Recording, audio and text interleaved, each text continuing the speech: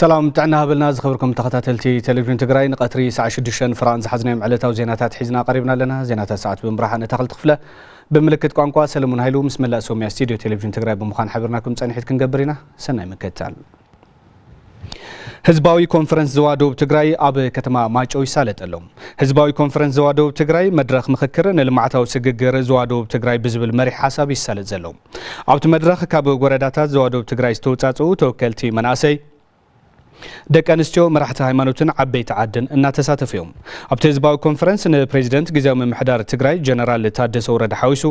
ላዕለዎት ኣመራርሓ መንግስትን ውድብ ሕወሓትን ተረኺቦም ኣብቲ ህዝባዊ ኮንፈረንስ ካብ 108 ጣብያታትን 14 ወረዳታትን ዘዋደው ትግራይ ዝመጹ ወከልቲ ህዝቢ እናተሳተፉ እዮም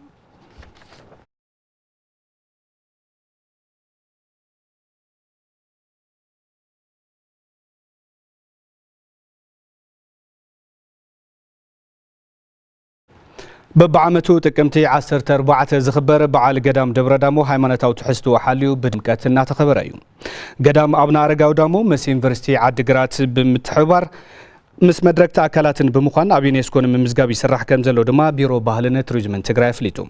ሓላፊ እቲ ቢሮ ዶክተር እጽባህ ገብረዝጋብሔር ካብ ድርኡ ጀሚሩ ብዝለዓለ ሃይማኖታዊ ምድላዋት ይበዓል ኣብ ዘሎ ገዳም ኣብና አረጋው ዳሞ ተረኺቦም ንጋዜጠኛታት ከም ዝበልዎ ትበዓል ቅድሚ ሰላም ካብ ዝነበሮ ብርኪ መስሕብነት ንላዕሊ ሃወዝቲ ውሽጢ ዓድን ወፃን ብስፍሓት ክመጽዎ እናተሰርሐ ኢሎም ብፍላይ ድማ እቲ ገዳም ኣብ ዩኔስኮ ዝድህሰሱ ቅርጽታት ዓለም ንኽምዝገቡ ሰፋሕቲ ስራሕቲ ይሳለጡ ከም ዘለው ነዚ ንምዕዋድ ድማ ቢሮ ባህልን ቱሪዝምን ትግራይ ዝለዓለ ሓላፍነት ወሲዱ እናሰርሐ ከም ዝርከብ ረድዮም ዋና ማሓዳሪ ወረዳ ጉለመኸዳ ኣይተ ሃፍቶም ባራኽን ሓላፊ ዘፈር ሰላም ጸጥታን ዞባ ምብራቕ ትግራይ ኣይተ ብርሃነ በርሃን ከም ዝበልዎ ድማ እዚ ኣብ ትግራይ ብዘለው አንጻራዊ ሰላም ብርክት ዝበለ አማናይ ካብ ውሽጢ ዓድን ወፃን ናብቲ ገዳም መጽዮም ሃይማኖታዊ በዓል ከም ዝተሳተፉን እቲ በዓል ድማ ብሰላማዊ መንገዲ እናተኸበረ ከም ዝርከብን ተዛሪቦም ኣብቲ በዓል ብዘይካ ውሱን ስርቂ ተንቀሳቃሲ ስልኪ ሞባይል ካሊእ ዝጎልህ ጸገም ከም ዘይጋጠመን ኣብ ምርግጋጽ ሰላም እቲ ከባቢ ድማ አካላት ጸጥታን ነበርትን ዘርኣይዎ ንጡፍ ምንቅስቓስ ንኢዶም ኣለዉ ኣብቲ በዓል ዝረኸብናዮም ኣመንቲ ብወገኖም ኣብ ዝሃቡና ርእይቶ ትግራይ ካብ ጫፍ ናብ ጫፍ ዝደሰሱን ዘይደሰሱን ቅርስታት ስለ ዘለዋ ነዚኦም ብዝግባእ መዝሚዝካ ናብ ረብሓ ቱሪዝም ክውዕሉ ክስራሕ ከም ዘለዎ ተዛሪቦም ገዳም ኣብና አረጋው ዳሞ ካብ ዝድኮን 1500 ዓመታት ዘቁፀረ ኮይኑ ኣብ ወረዳ ጉለመኸዳ ጣብያ መዛብር ከም ዝርከብ ድማ ዝፍለጥ እዩ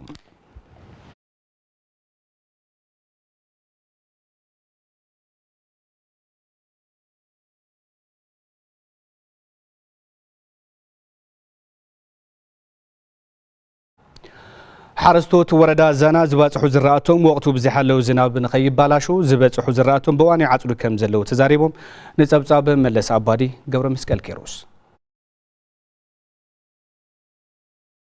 ዩምን ኣይተ ገብረ መድህን ወልደ ሚካኤልን ዝባጽሕ ዝራእቶም እናኣከቡ ዝረኸብናዮም ሓረስቶት ወረዳ ዛና ጣብያ ባህራን ትኾኑ ብክላስተር ተወዲቦም ዘፍረይዎ ዝራእቲ ጣፍ ባጽሑ ብምህላው ብእዋኑ ዘይሓለወ ዝናብ ከይባኽን ድማ ብውዳበን ውልቀን ኣብ ምእካብ ከም ዘለው ይዛረቡ ቶም ዝግውን ማይ ስለ ዝንቡ ዘለው ናብኡቱ ብጽሕ ዝበለ ናራእይካን ሕልፍ እናበልካን ናብቆልካ እዙይ ምዕጻድ ነትማይስ ነትም እግዚአብሔር ዝመፀ ንዑውን ባዕልኻ እንተ ተኸላኺልካዮ ይመርስ ኢልካ ኮፍ ኢልካ እንተ ርኢካዮ ክባላሸን እዩ ዝርኢ ከሪምካ ይህ ከሪምካ ተባላሽካ ኣለኻ እዩ ሕጂ ግን ንዑኡ ብደንቢ ኢኻ ክትከናኸኖ ዝግባእ ናረኣይካን ንሓለፍካ በታ ዝባፅሐት በቲ ኣቁርምም እናበልካ እቶ ቁሚጦውን ከማይ ዘያእቶ ጌርካ أسرع حلو أميتو كم دي غيركا كتكانا خونو زراعت بسلام كأتو كم دي غيركانا كتكانا خين كاي إيو ززبات ززناقات تقدمو نعصر كاف كم أكيد كون أبي زوانو معقلي زخنا مقر خبور ربي زلوا كرمتي زخلو كساهي بماي كزر خريمو حي أفرم مسبت حقي تأفق ليتن قتر نيلو كل سب كرابارب تسحس خاديون تسبل عيتو جزع نخوانه كل جزية ليتن قتر كسعر اللو جبار كيطفئ انتوقفو كيوسدو أمحدار وردا زانا أيت مولات حدقوم بزوح سعرن وسأن زتجبرلو زرعتي بستفعل منجدي مهرتي كينكي كبسمويا كسابة مرارحة نحرستوس دقف عم مقبار كم زركبو يجلسون بزتود منجدي أفتن بس إحنا زلوا زرعتي نايم أكل صراح وفري كم أنفت كينو وريد الله نحنا ونزع أنفت زي تقبلنا قدم يلو تناي وفري عسيد تجميري صنيحو في الله دما أبز وفر عسيد كنا نعلن كلنا أفتحلوف عمتاتو ناقورنا يزمت أنا أرجعين اللونا سرسوا وقت اللونا نزيء مون فلي تقرأتينا قلتيفو أفتزجبر وفي نايس سرسوا وقتنا زبادح زرعتي كرمية بمهات نسخك بمقدار سرح نجمر لنا أبي ورداز أنا لعلي 10,000 هكتار مريت باستفلالي عين الزراعتي كم استشفنن كابز دما لعلي 290 كونتال مرتي كحفاز تثبيت كم زجبر زرخبنا يو حبريتها يملاخت كبابتات عفار قواريچوم بزحقاو منجدي ناب زحقاو سدت كغعزو زترقبو لعلي 300 كوبللتن خوبللتن باستساتفو حبرتسبن اكلات صطان اب تحتي قصصر كم زوعلو بيت صحفت بوليس زوادو مبراق تግራይ ገሊጹ ህይወት በሺ ወይዘሮ ሻሹ ገብረ ሚካኤል ካብ ዞባ ምዕራብ ትግራይ ተመዛቢልን ኣብ መዕቆቢ ተመዛበልቲ ሰብዓ ካሬ ይርከባም እዘናደ ብሰንክዚ ብሕማም ኣእምሮ ዝተሃሰያ እንትኾና መልዓሊተን ጓል 17 ዓመት ውላደን ንእስቲ ፊዮር ጸጋ ኪሮስ ከም ዝነበረትን ኣብ ዝሕዝ እዋን ናብ ስደት ብምኻዳ ህይወት ውላደን ንምድሓን 300,000 ብር ብደለልቲ ከም ዝተሓተታ ይገልጻ ካልፈልናይ ወዝስታይና ኣብ ከንዳ ነው መጥኢላንዲ ኸይዳ ግን ምስተቆላ ምኻና أنا خاطر جنيا استميت شهتايلنا هاو سينا خفيلنا إني سددونا عرب كنركاينا يملو كاي ممتينا تلكايا لمنو حبيت سب يولنا أنا كن كبري خالي بيتسوون يبلي بيني تسديت سوايي لتسوي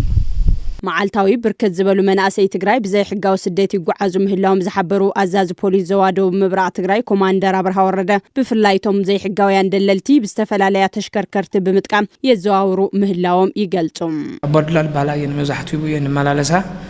خزي بزوح صعر غيرنا اينا حدك زي 30 شمونتن حدك زي 30 شوعتن اور 10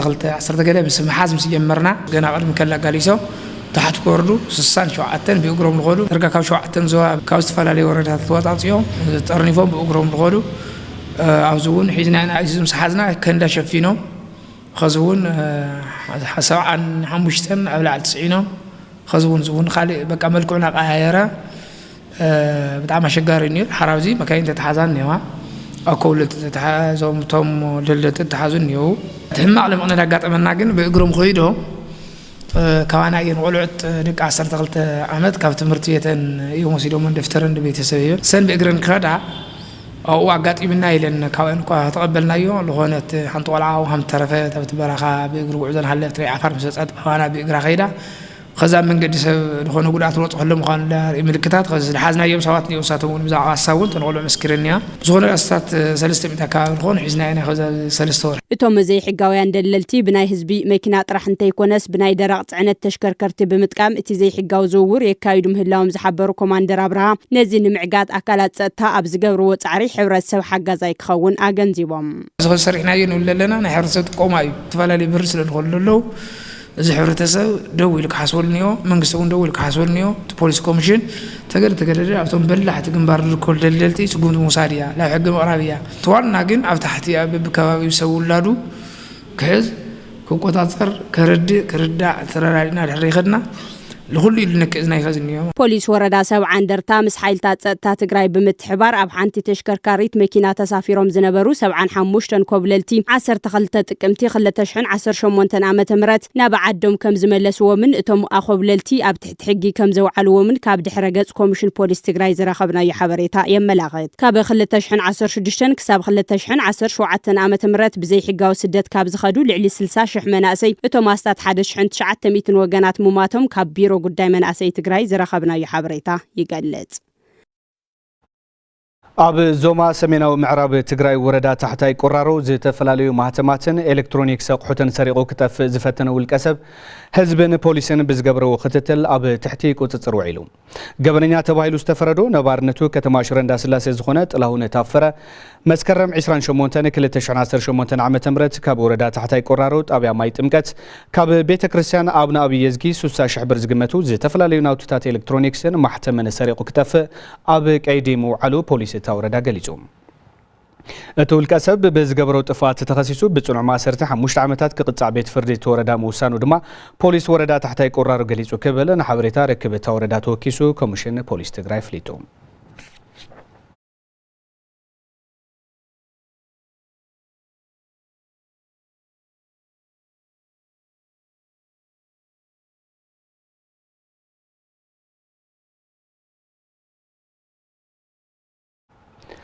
ሓድነት ህዝቢ ትግራይ ዝዓሙቕ ክብርታት ህዝቢ ትግራይ እንትሕለ ኢሎም ቴሌቪዥን ትግራይ ዘዘራርቦም መናእሰይ ከተማ መቐለ ሸዊት ሙላለ ተጋሩ ሓድነትና ወሳኒ እዩ ንዓና ፍቱን መድሓኒትና እውን እዩ ኣብ ሓድነት ትግራይ ኩላትና እጃምና ኣውፊና ኩላትና ዘለና ፀንቀና ተዘይሰሪሕና ስኻ ካብ ዝመፂኻ ስኻ ናይ ዚኢኻ ከይተባሃልና ኣብ ሓድነትና እንተሰሪሕና ሓድነት ተጋሩ እንትጥንክር ኣብ ዝኾነ ይኹን ግዜታይ ከም ዝፍጠር ስለ ዝፍለጥ ሓድነትና ኣስጢምና ክንሰርሕ ይግባአና እኒ ፖለቲካዊ ኩነታት ተፈቲሑ ኩሉ እቲ ናይ ኢኮኖሚ ናይ ማሕበራዊ ናይ ካሊእ ፀገማት ብፍላይ እቲ ናይ መንእሰይ ናይ ስራሕ ዕድል ፀገም ክፈትሕ ኢለ ስለ ዝኣምን እቲ እኒሄ ናይ ፖለቲካ ፀገም ሓድነትና ንብሄርና ዝሽርሽር ከይህሉ እዚ ክንቃለስ ኣለና ልዕሊ ኩሉን ቅድሚ ኩሉን ግን ፖለቲካ ዓሪ ናይ ኢኮኖሚ ማሕበራዊ ዝተሃለሉ መንገዲ ይፍጠር ኢለ ስለ ዝኣምን እሱ ክስተኻኸል ኣለዎ ኢለ ዝኣምን ተጋሩ ከም ተጋሩ መጠን ሓድነትና ክሰጥም ክእል ኣለዎ ካልእ ኣፈላላይና ብዘየገድስ ኣብ ህላወ ትግራይን ኣብ ባዕልናን ግን ሓደ ክንከውን ዝግበአና ኣብዚኣ መንእሰይ ሓድነትና ዝዘርጉ መበለፂ ዝገብሩና እውን ብዙሓት እውን ስለ ዝኾኑ መበለፅቲ ዘይኮናስ ንሕና ከም ትግራይ ክንሓስብ ስለ ዝግባእ ከም ተጋሩ ኣብ ሓንቲ ሓድነት ተረቢብና ክንቀሳቀስ ኣለና ኩሉ ሕብረተሰብ እቲ ዝኒሄ ኩነታት ናብ ሓደ ንኸምፅእ ዓብዪ ግደ ኣለዎ ብፍላይ መንእሰይ ተዓዲ ንሱ ልዕሊ ኩሉን ቅድሚ ኩሉን ክርከበላ ዝግብኦ መንእሰይ እዩ ስለዚ ንትግራይ ናብ ሓደ ከምፅእ ዝኽእል ናብ ሓደ ፖይንት ናብ ሓደ ነጥቢ ከምፅኣልና ዝኽእል እንታይ እዩ ኢሉ ተረዲኡ ከይተደናገረ ከም ትግራይ ከም ብሄር ሓደ ክንከውን ዘለዉ ፀገማት እውን ክቃለስ ኣለዎ ኢለ ዝወስድ ማለት እዚ ነዚ ከጠናኸሮ ዝኽእል እኮ እቲ መንእሰይ ተሓድሽ ወለዶ ሓድሽ ተሓሳስባ ዘለዎ እዩ እዚ ሓድሽ ተሓሳስባ ዘለዎ ናብ ሓደ እንድሕር መፅኡ እቲ ዘሎ መራርሓ ናብ ሓደ ዘይጥመረ የለን እቲ መንእሰይ ሓድነቱ ከጠናኸር ኣለዎ ዝብል ወገነይ ኣብ ወረዳ ኣበርገሌ ጭላ ኣብ 2017 ዓ.ም ኣብ ምርባሕ ደርሁ ብማሕበር ዝተወደቡ 30 ወገናት ኣብ ውሽጢ 7 ወርሕ ልዕሊ 400,000 ብር ኣታዊ ከም ዝረኸቡ ተዛሪቡ ንፀብፀብ ንጉሰ ማረ ኤፍሬም ገብረኺዳን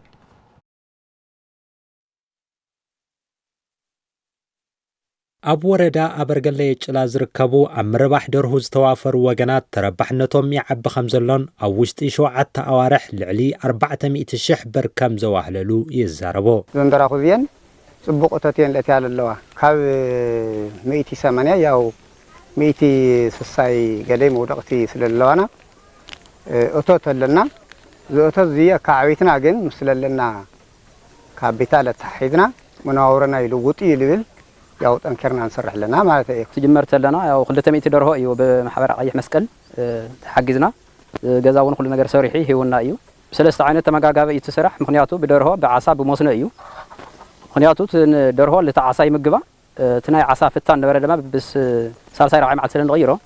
ብትሕምልቲ ፍረምረን ከም መዳበርያ ኮይኑ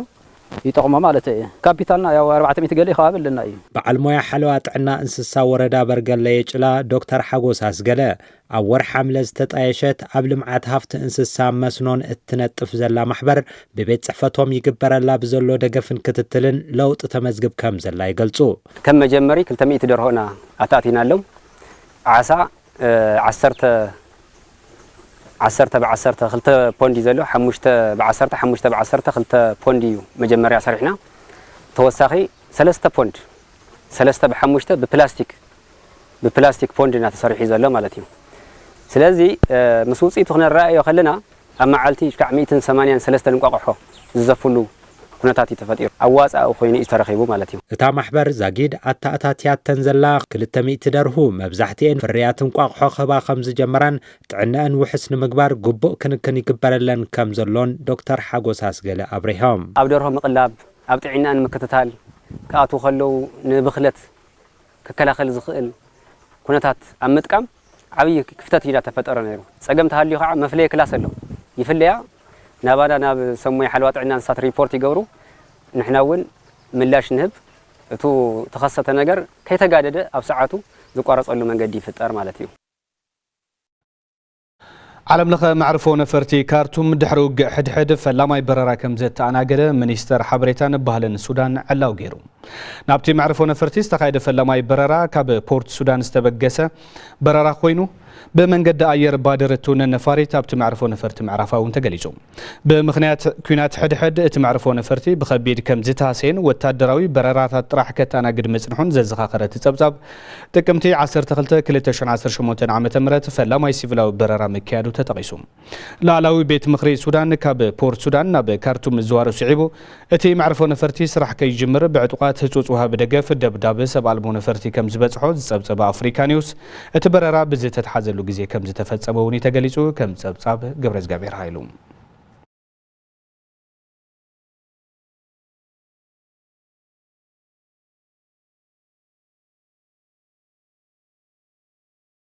زخوركم تملكتنا كابزي بمغطال ጸብጻባት ስፖርት ዝዕለቴና ናዋኹም ክነቀርብ ጸብጻባት ስፖርት ውሽጥ ዓድን ወጻን ድማ ብተኸስተ ሓጎስ ቀርበናዩ ሓብረን ከታ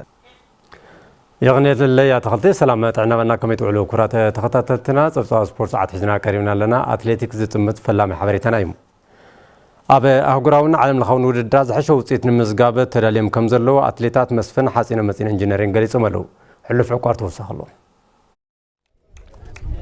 አትሌት ገብረ ኪሮስን አትሌት ቴድሮስን አውላት ጋንታ አትሌቲክስ መስፍን ሓጺነ መጺን ኢንጂነሪንግ ተኾኑም ዝሓለፈ ዓመት ውድድር ብሉጽ ውጽኢት ዘመዝገቡልን ኣብ ኩሎም መድረኻት ብዋንጫ ዝተዓጀበ ዓመት ከም ዘሕለፉን ይዛረቡ ኣብ ዝሓለፈ ኣብ ኩሉ ኣብ ናይ ትግራይ ነበረ ውድድራት ኩሉ ዋንጫ ወሲድና ኢና ኣብ ጎሊኡ 3 ዋንጫ ኣብ ጎሊኡ 2 ዋንጫ ወሲድና ኢና ናይ ዓምነረ እንቅስቃሴ ብጣዕሚ ደስ በሃሊ ነይሩ ማለት ኣብ ዝሓሸ ደረጃ ንምብጻሕ ማለት ኣሰልጣንና ምኾነም እዛ አትሌት ለሎ ጠንኪሩ ይሰርሕ እዩ ኣብ ሃገር ውድድር ኣትየ ነይረ ማለት ኣብና ትሕቲ ዕድመ ውድድር ነይሩ በሃገር ደረጃም ሳልሳይ ወፀ ነይረ እየ ብልሰራሕና መጠንም ውጤትና ንሓፍዝ ስለና ኢና ብተወሳኺ ድማ ይብሉ እቶም አትሌታት ካብ ውሽጢ ዓዲ ሓሊፎም ኣብ ሃገር ለኸ ተወዳደርቲ ኮይኖም ብሉጽ ውጽኢት ንከመዝግቡ በርቲዖም ይሰርሑ ከም ዘለዉ ድማ ይገልጹ ከምቶም ሕዋትና ዘሸንፍዎ ዘለዉ ሕና እውን ከምኦም ኣሰሮም ተኸቲልና ጠንኪርና ሰርሕና ኢና ንርከብ ሃገር ኣቋራጭ ብዙሓት ልከሉ በሃገር ደረጃም ኢትዮጵያ ደረጃ ተሪኸም ብዙሓት አትሌታት ልፈረይሉ እዩ አንሕና ድማ ዝክሮስ ካንትሪ ሃገር ውሽጥ በመካያዱ ጽቡቕ እዩ እናሲ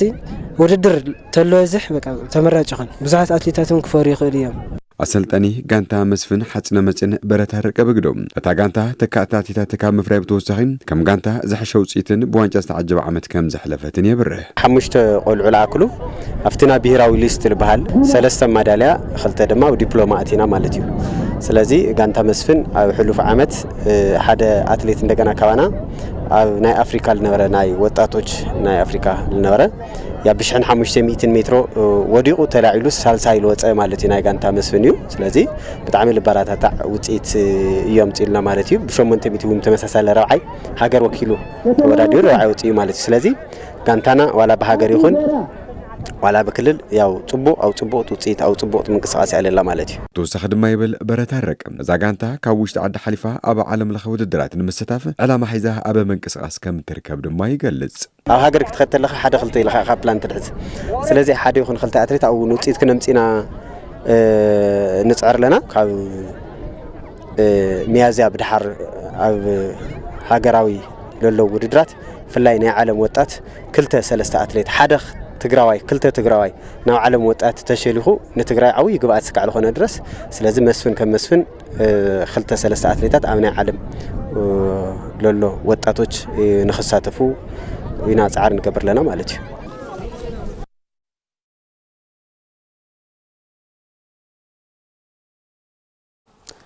ተስፋ መጻኢ ኩዕሶ እግሪ ትግራይ ዝኾኑ ተካተቲ ተጻወትቲ ኩዕሶ እግሪ ፍሪ ከም ዘሎ ጋንታ ኩዕሶ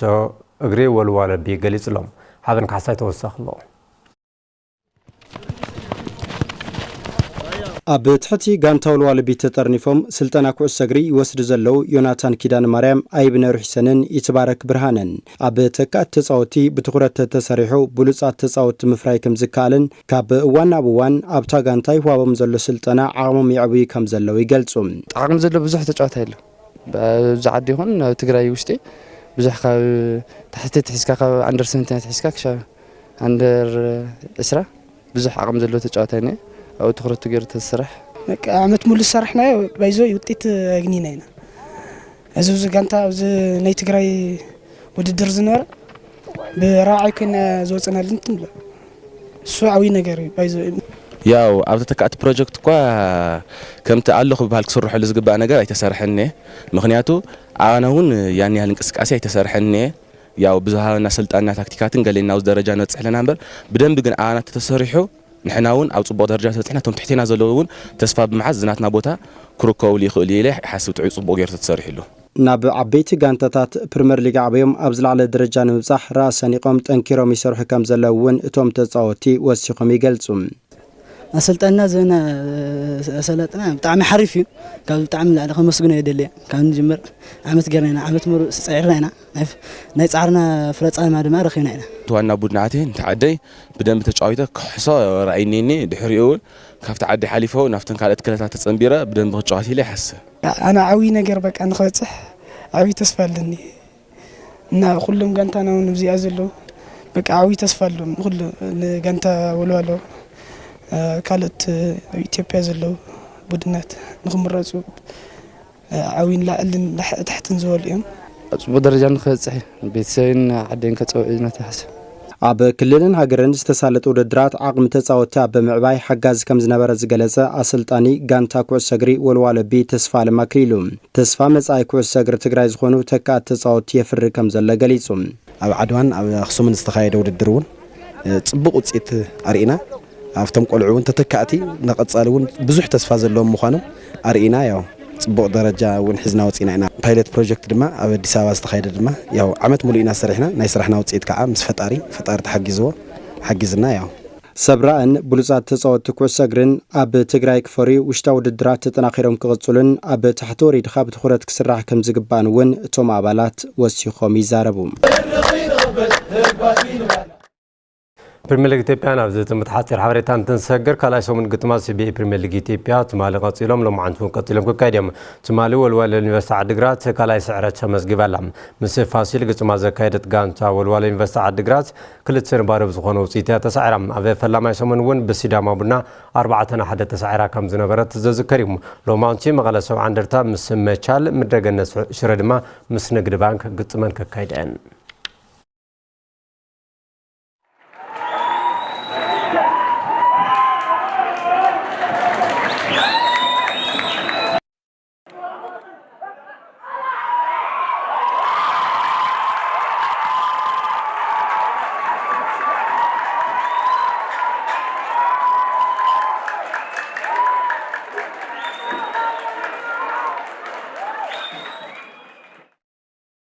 صوص سبورت ساعة بزازمنا سلت سنة مكتالكم مدينة المسجنة نبات خطهم مرسكم صخبركم تملكتنا زيناتات كتري ساعة شدشان فرقنا زوم كساحو زي اختكاتاتلو متسنحكم يمثلون يرم سلت مكتالكم كبرت هابلنا ببزالكم ورما بروح معلتي